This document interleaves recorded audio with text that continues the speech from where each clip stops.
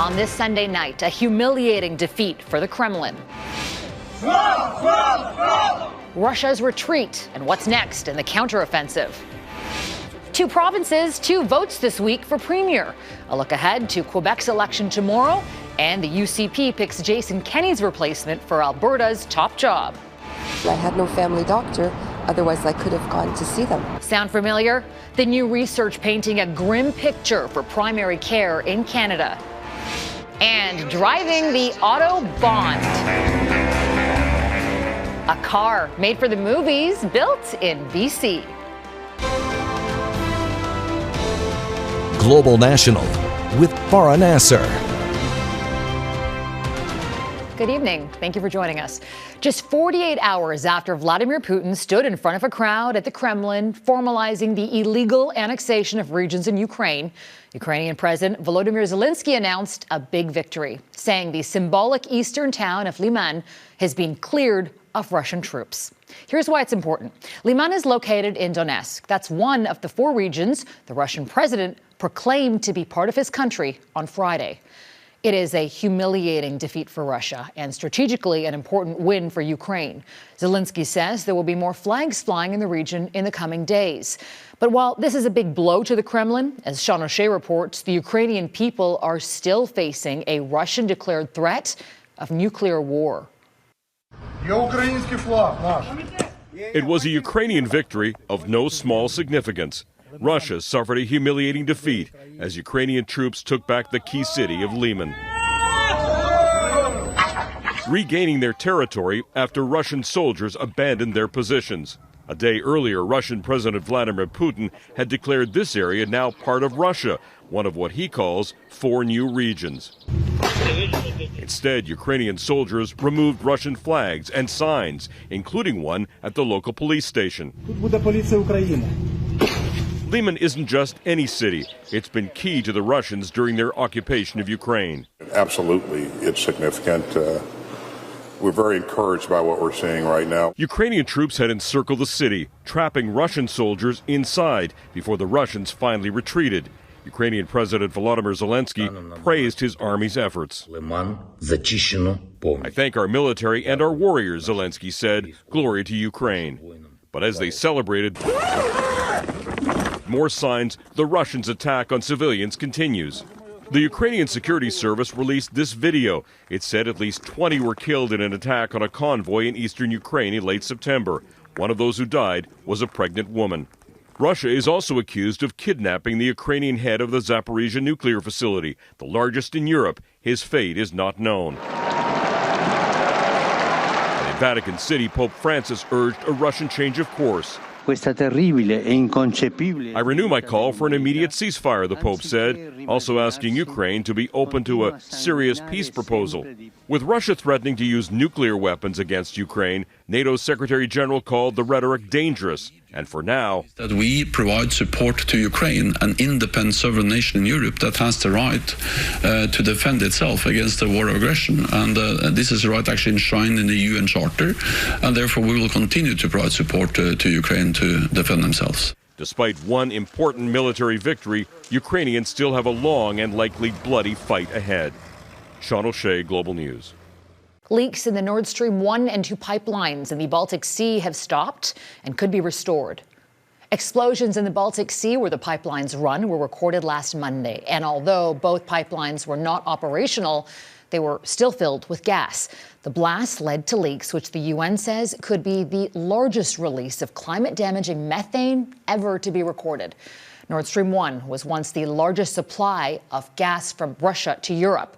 It's unclear who is responsible for the rupture, but some European countries have accused Russia of sabotage. Indonesia is in mourning, and the world of soccer is in shock after 125 people were killed at a match on Saturday night. This is a dark day for football and a tragedy beyond comprehension.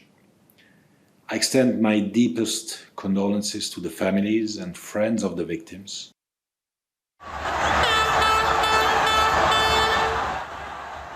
Following a loss by the home team, angry fans stormed the pitch, creating a chaotic stampede. Security at the stadium used tear gas to try and disperse the crowd, a method of crowd control banned by FIFA, the sport's governing body. All top league matches have been suspended in the country until an investigation is complete.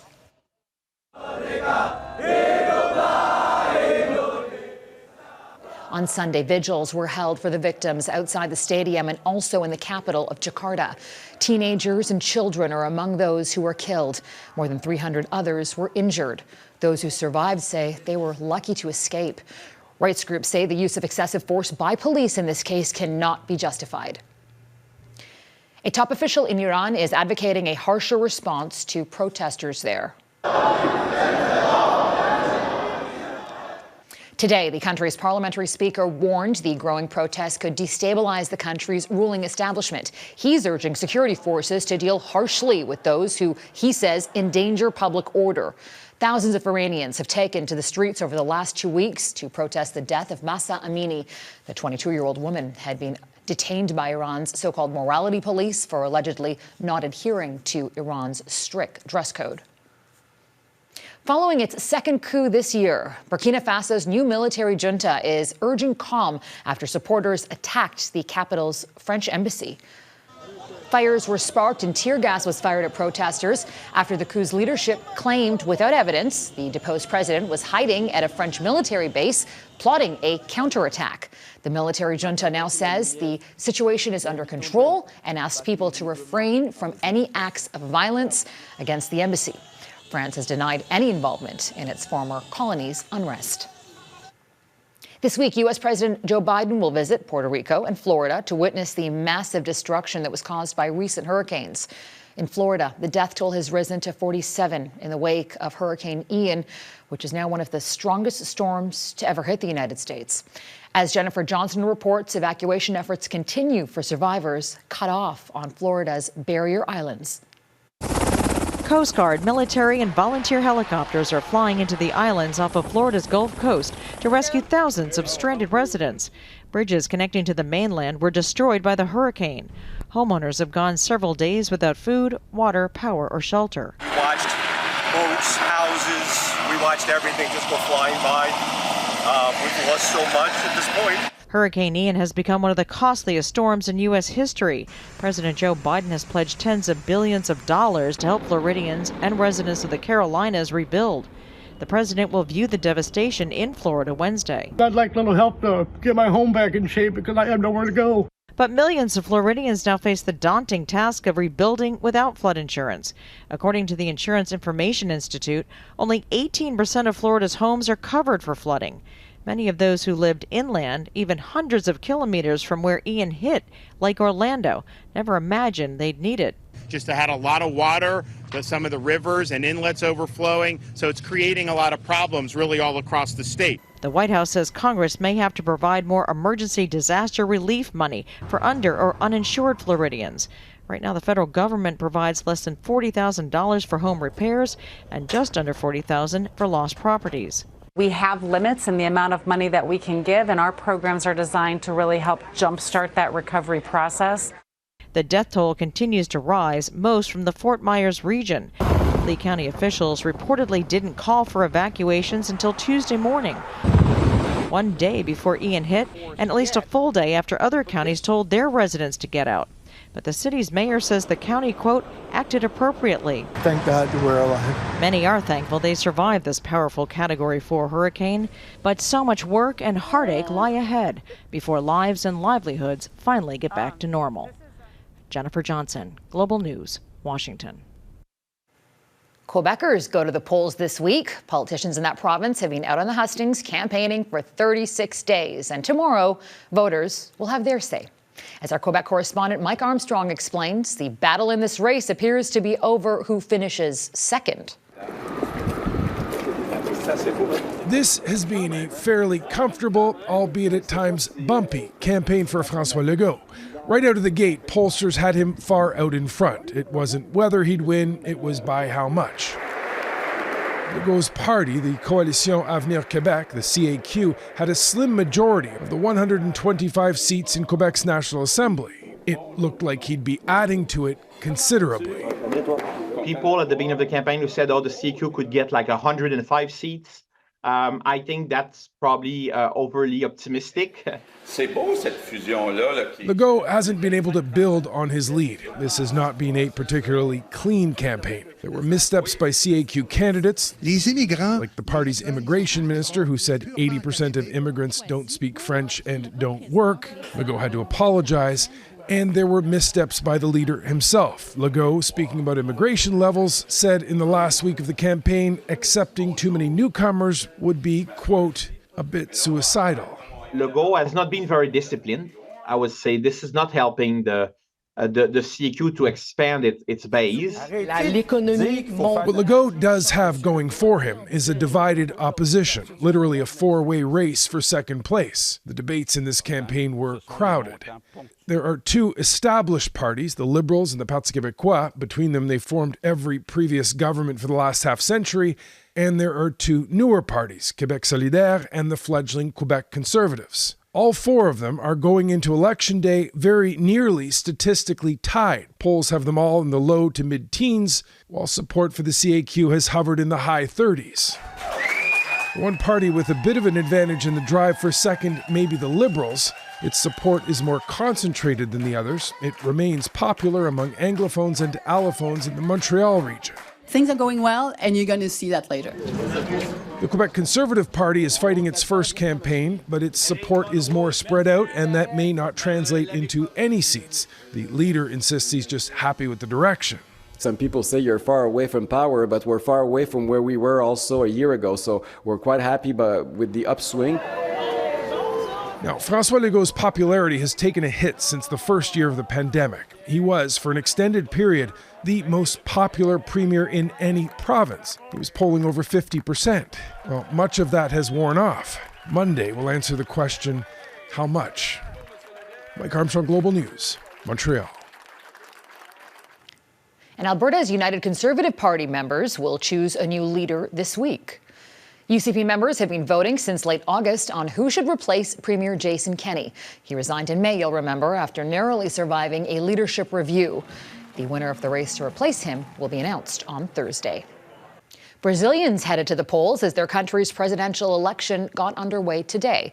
But contention is already brewing over the possible results. Prior opinions polls show that former President Lula da Silva has a solid chance to win against polarizing right-wing incumbent Jair Bolsonaro. However, Bolsonaro earlier signaled that he will refuse a potential defeat, making baseless claims of voter fraud and election authorities working against him. Tensions across the country were already high leading up to the vote, with numerous cases of violent and even fatal attacks on both candidates' supporters. And in Bulgaria, it's déjà vu for voters in their fourth national election within just 2 years. It was triggered after its incumbent reformist government's coalition collapsed. Initial results show the center-right GERB party will win the election that saw low voter turnout. But they must form yet another fragile coalition with several other parties to maintain government. The EU nation is struggling with an economic crisis and its complicated ties to Russia following the invasion of Ukraine. Coming up, the great exodus of family doctors, the burden on patients and the healthcare system. It's no secret that finding a family doctor these days can be frustrating. But since the start of the pandemic, retaining one is proving to be difficult as well for many Canadians, with a rising number of professionals leaving the practice. And as Karen Lieberman explains, the worrying impact of the shortage isn't on the patient only. It's also on the system. I can't walk and I'm in constant pain. And I had no family doctor, otherwise I could have gone to see them. When Donna Cavanch lost her business during the pandemic, she turned to bar management to pay the bills. But an accident has left her unable to work and needing care. As I just started to change the keg, the entire keg exploded, hitting me in the left ear, damaging my hearing, my balance. I'm in constant pain. Cavanch turned to her family doctor, but learned he had died at the onset of COVID-19 and there was no one to replace him. Anybody who has any sort of health issues, whether they've been ongoing or just new, if you don't have a family doctor, there's nowhere for you to go. Going into the pandemic, recent data showed 1.8 million Ontarians were already without a family doctor. And new research paints an even more somber outlook. About 3% of family physicians in Ontario, that's 385 out of 12,000, stopped practicing between March and September 2020, according to the study. And while that doesn't sound like a lot, it accounted for 170,000 patients losing access to primary care. Those who stopped working were more likely to be 75 or older, practice in a traditional fee-for-service model, care for under 500 patients, and work less than other physicians. And many were approaching retirement and accelerated their plans. We found twice as many family doctors stopped working during the pandemic than we would have expected. If family medicine is the front door to the healthcare system, what happens when that door is closed? For Cavench, it meant repeated visits to a local walk-in clinic and ER. If I would have had a family doctor, then perhaps on that Monday I would have been at their office and I wouldn't be in the predicament I'm in now. When you don't have a family doctor, it means you don't really have a trusted place where you can go to get the care you need. So you end up trying to get care from other places. Other areas that are already stretched thin. Karen Lieberman, Global News. Ahead, there's another labor shortage Quebec parents know all about when the wheels on the bus stop. You're watching Global National.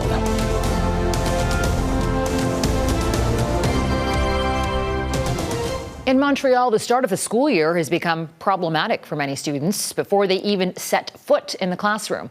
School buses are often getting canceled last minute because of a shortage of drivers. As Phil Carpenter reports, bus operators and educators fear there's no quick and easy answer to get the commute rolling smoothly again. These West Island kids are some of the lucky ones. They had a school bus Friday morning.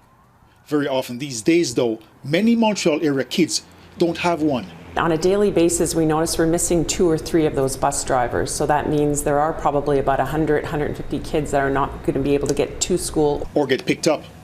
She points out that there's a shortage of drivers for school buses that's much worse this school year. It's not just in Quebec, it's right across Canada, the States, and even in Europe. Some parents on Montreal's South Shore say there the school year started out just fine. Within 2 weeks, however, buses stopped coming. Now we've had 2 weeks of no morning bus, except for one time they had a replacement for the morning. Sometimes, say parents, they only find out hours before a scheduled pickup that there won't be a bus. I think for special needs and adapted transit, it's been a lot harder. In some places, the bus just doesn't show up. School bus companies say they haven't seen it this bad. Owner Andrew Jones says he's lucky so far they've been able to service all their routes. But we're only able to because I'm on the road, my mechanic's on the road, my dispatcher's on the road. The main reason for the shortage, he says, the pay, $20 an hour, and working conditions aren't competitive enough. I had 2 interviews scheduled at 10 and 11 and both were no-shows. And when you contact them back, they say, you know what, I found better. You couldn't offer me enough pay. The owner believes the pay needs to improve and the 6 to 8 weeks it takes a driver to get a license is too long. He can't think of a short-term solution. Meanwhile, he and school officials are asking for patience. Be kind to your bus driver. Phil Carpenter, Global News, Montreal. From British Columbia with love. Next, the Canadian recreation of James Bond's vehicle of choice.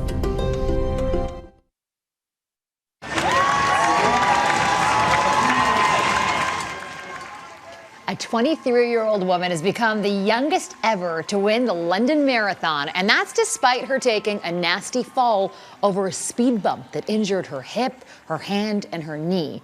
The fall itself had set her back 25 meters from the front of the pack, but she persevered and she ran the last mile of the race in 4 minutes and 43 seconds. And the Ethiopian runner isn't finished yet.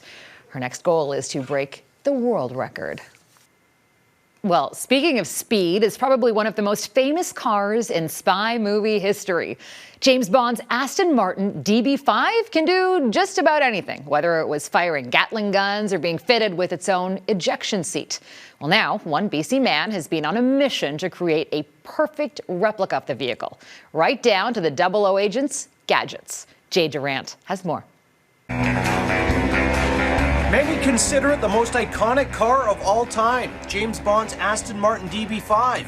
I modified the front to have the oil. And Olivier Spielborgs has built one from scratch, complete with all the working gadgets, from the Gatling guns at the front. That's just in no time to die. The smoke screen coming out the back.